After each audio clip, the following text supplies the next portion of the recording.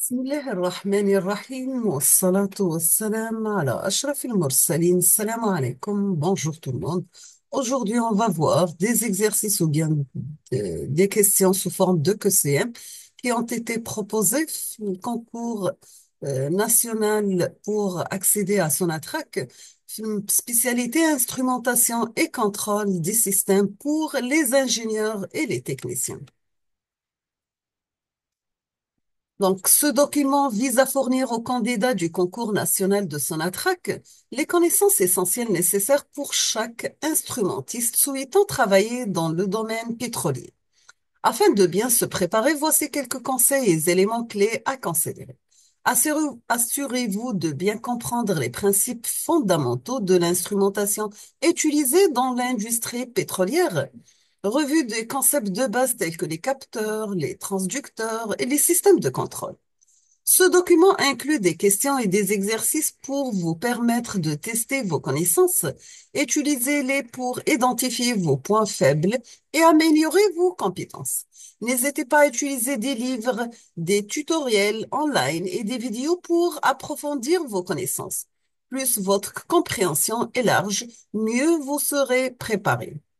En suivant ces conseils, en utilisant le document pour guider votre préparation, vous serez mieux équipé pour réussir les concours Sonatrach. Je vous souhaite beaucoup de succès dans votre préparation et j'espère que ce document vous a été utile. N'hésitez pas à me contacter pour plus d'informations ou bien si vous avez des questions supplémentaires, bonne chance. Donc, le document appartient à Rabah Bidirina. On va commencer par les abréviations. Donc, vous avez la liste des abréviations utilisées dans le domaine de l'instrumentation et du contrôle du système pétrolier. Vous avez le PLC, revient au mot Programmable Logic Controller. Le PID, c'est Piping and Instrument Diagram. Le HMI, c'est Human Machine Interface, donc interface en machine. IO, donc Input Output, entrée-sortie. Le FCD, c'est Emergency and Shutdown. Le FGS, c'est Fire and Gas System, donc système de gaz et des feux. Le IC2S, c'est Integrated Control and Safety System. Le MTTR, Mean Time to Repair.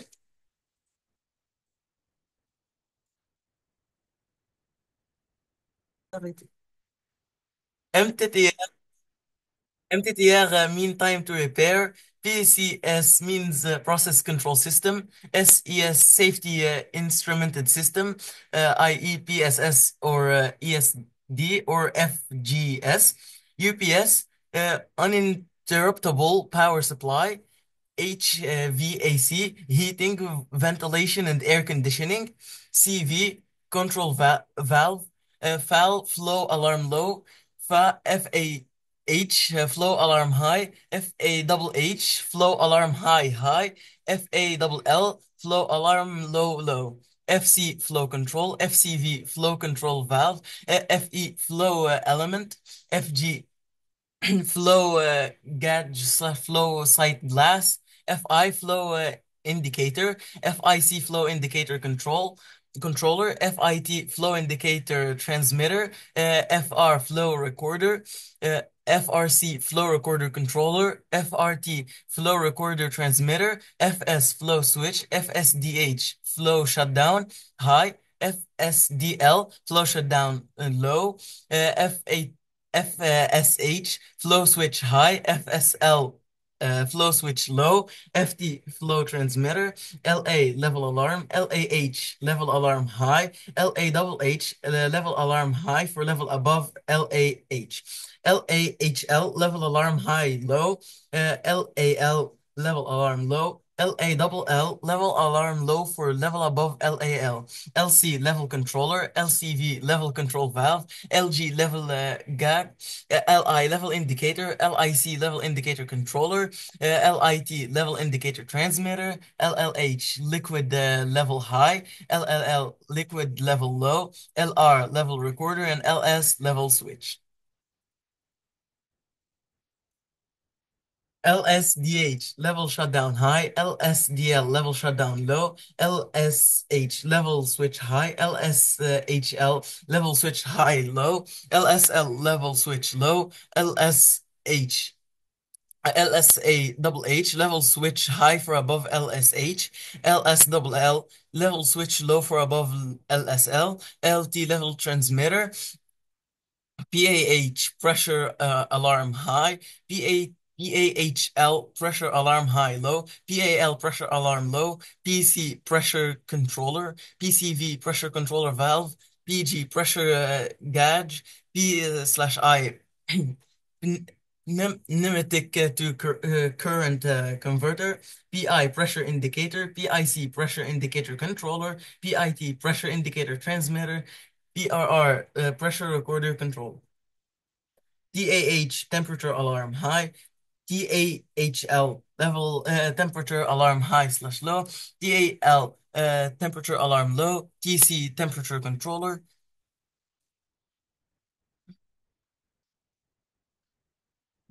TI temperature indicator, TIT temperature indicator transmitter, TH thermostat, TR temperature recorder, TSL temperature switch low, TT temperature transmitter. On revient, donc maintenant à les abréviations, on passe aux questions de cours et on va commencer par la question numéro un. On va commencer par qu'est-ce qu'un capteur, tout simplement. Un capteur, c'est un dispositif ou bien un instrument qui sert à convertir une information physique en une information électrique. Qu'est-ce qu'un actionneur? Quelles sont les caractéristiques d'un capteur? Donc, vous avez la précision, la rapidité, etc. Quelle est l'utilité des capteurs capacitifs et quelle est l'utilité des capteurs inductifs? Pourquoi entre 4 et 20 milliampères et pas entre 0 et 20 milliampères? La question numéro 7, qu'est-ce qu'un capteur actif et passif? 8, définir le système en boucle fermée. 9, expliquer la différence entre un signal de 4 à 20 milliampères et un signal entre 0 et 10 volts. Que signifie le PID? À quoi sert un contrôleur PID? Quels sont les types de capteurs de pression utilisés pour la mesure de la pression? Expliquez le système de contrôle en boucle ouverte et en boucle fermée. Qu'est-ce qu'une boucle de contrôle et comment fonctionne-t-elle? Quelle est la différence entre la régulation et l'asservissement? Qu'est-ce que la régulation et quel est son objectif principal? Comment la régulation maintient-elle la stabilité d'une variable dans un système? Peux-tu donner un exemple concret de régulation dans la vie quotidienne? Qu'est-ce que l'asservissement et quoi diffère-t-il de la régulation? Comment un système d'asservissement utilise-t-il la rétroaction pour suivre une consigne variable? Peux-tu donner un exemple concret d'asservissement dans un système automatisé? Quels sont les avantages de l'asservissement par rapport à la régulation simple? Quel type de perturbation un système d'asservissement est-il capable de compenser? Dans quel cas utiliserais-tu la régulation plutôt que l'asservissement? Quelles sont les applications typiques de la régulation et de l'asservissement dans l'industrie pétrolière? Que sont les entrées-sorties analogiques et les entrées-sorties numériques? Expliquez le concept de contrôle de process. Quels sont les objectifs de contrôle des process? Quelle est la différence entre les signaux analogiques et numériques dans les systèmes de contrôle? Quelle est l'importance de la redondance dans les systèmes de contrôle? Décrire le process de réglage d'un contrôleur PID. Quels sont les composants clés d'un système d'automatisation? Qu'est-ce que l'API? Automate programmable, bien sûr. Quels sont les types d'API? Quels sont les différents modules dans le PLC? Quels sont les différents langages de programmation utilisés dans les automates? Pourquoi on utilise l'API plutôt que la logique des relais? Comment programmer des automates? Qu'est-ce que l'HMI? Donc, c'est l'interface en machine. Et quels sont les différents types de vannes de régulation? Décrire la fonction d'un relais dans un circuit électrique. Expliquer le principe de fonctionnement d'un capteur capacitif. Vous avez aussi trois questions. Quelle est la différence entre un API et un DCS? Comment concevoir un système de redondance pour l'instrumentation critique? Et qu'est-ce qu'un thermocouple et comment fonctionne-t-il? Maintenant, on passe à la partie question sous forme de QCM ou bien Vous avez plusieurs réponses peut-être possibles. Est-ce que la fidélité caractérise la faible valeur des erreurs accidentelles, ou bien la faible valeur des erreurs systématiques, ou bien la valeur la plus petite du mesurant détecté par le capteur? Est-ce que la justesse caractérise le fait que chaque mesure soit très proche de la valeur réelle du mesurand, ou bien la plus faible des erreurs systématiques, ou bien le degré d'influence du capteur sur le mesurand? Est-ce que la précision signifie que chaque mesure est très proche de la valeur réelle du mesurand, ou bien spécifiée numériquement comme l'intervalle autour de la valeur mesurée, ou bien elle va perturber le mesurand? Est-ce que la finesse d'un capteur caractérise la valeur la plus petite, du mesurant détecté par le capteur, ou bien le fait que chaque mesure soit très proche de la valeur réelle du mesurant, ou bien le degré d'influence du capteur sur le mesurant? La résolution, est-ce que c'est la plus faible valeur des erreurs accidentelles, ou bien la valeur la plus petite du mesurant détecté par le capteur, ou bien le degré d'influence du capteur sur le mesurant? On passe à la rapidité, temps de réponse. Est-ce que caractérise l'aptitude du dispositif à répondre aux variations temporelles du mesurant, ou bien est-ce que c'est la faible valeur des erreurs systématiques, ou bien la valeur la plus petite du mesurant détecté par le capteur? Vous avez la rapidité d'un dispositif. Est-ce qu'il est spécifié par la précision des mesures, ou bien la bande passante ou le temps de réponse, ou bien la fidélité des mesures? On passe au temps de réponse. Est-ce que c'est l'intervalle de temps qui s'écoule après une variation brusque du mesurant jusqu'à la variation de sortie ne diffère plus de sa valeur finale d'un écart supérieur à une limite fixe, ou bien le temps nécessaire pour que le capteur détecte la plus petite variation du mesurant, ou bien l'intervalle pendant lequel le capteur perturbe le mesurant? La question numéro 9, vous avez les capteurs inductifs doivent être placés à l'intérieur d'un blindage d'écran magnétique parce qu'ils sont sensibles aux températures élevées ou bien aux champs électromagnétiques parasites ou bien aux variations de pression. Vous pouvez avoir plusieurs réponses justes, d'accord? Dans quel domaine de signaux classerez-vous couple, contrainte, force, niveau, accélération et débit? Est-ce que rayonnement, mécanique, thermique, électrique, magnétique ou bien chimique? Dans quel domaine de signaux classerez-vous longueur d'onde, réflectance, intensité, phase, polarisation et transmittance? Est-ce que rayonnement, est-ce que mécanique, est-ce que thermique, électrique, magnétique ou bien chimique? Dans quel domaine de signaux classerez-vous température, chaleur et transfert de chaleur? Donc, automatiquement, c'est thermique. Rayonnement mécanique, thermique, électrique, magnétique et chimique. Donc, là, on dit la bonne réponse, c'est thermique. Là, polarisation et phase, etc. Donc, c'est magnétique. Là, dans quel domaine de signaux classerez-vous tension, courant, charge, résistance, inductance et capacitive, etc. C'est électrique, d'accord? Donc, c'est pas rayonnement, c'est pas mécanique, c'est pas thermique, c'est pas magnétique et c'est pas chimique. Donc, c'est électrique.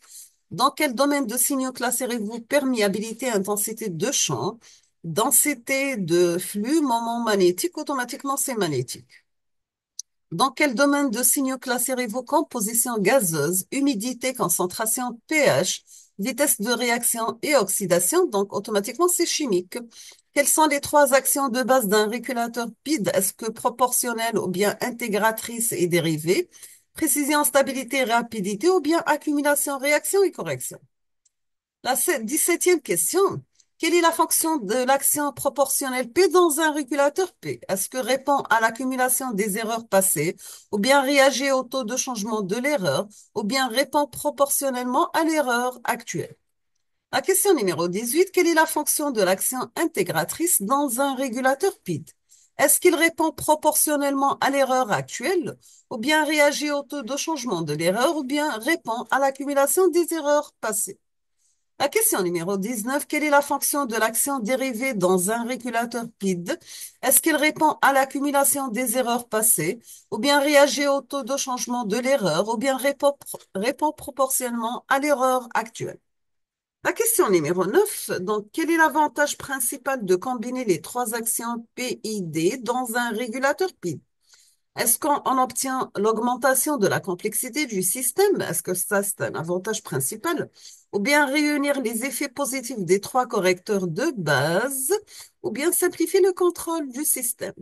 Quels sont les coefficients à déterminer pour un régulateur PID? Est-ce que le KP, le TITD, ou bien le PID, ou bien précision, stabilité et rapidité? La question numéro 22. Comment l'action intégratrice influence-t-elle la performance d'un régulateur PID? Est-ce qu'en répondant proportionnellement à l'erreur actuelle, ou bien en réagissant au taux de changement de l'erreur, ou bien en répondant à l'accumulation des erreurs passées? Comment l'action dérivée D influence-t-elle la performance d'un régulateur PID, pardon, en réagissant au taux de changement de l'erreur, ou bien en répondant à l'accumulation des erreurs passées, ou bien en répondant proportionnellement à l'erreur actuelle? Donc, la question numéro 24, comment combinaison d'actions pourrait améliorer la précision d'un système contrôlé par un PID, seulement P ou bien PI ou bien PID? Je vais m'arrêter ici, je vais terminer la suite dans la prochaine vidéo, Inch'Allah, en proposant la solution avec le sujet. D'accord? Je vous souhaite bonne chance, beaucoup de succès et à la prochaine. Merci.